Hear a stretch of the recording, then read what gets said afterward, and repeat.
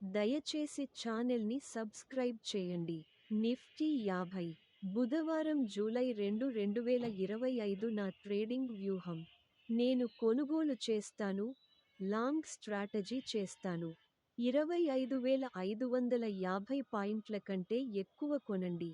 1,25,650.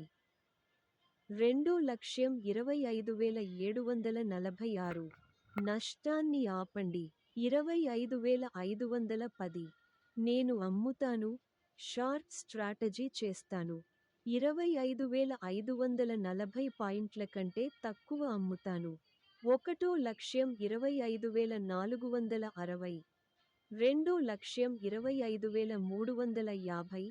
3,25,220. నష్టాన్ని ఆపండి. 25,576. డిస్క్లైమర్: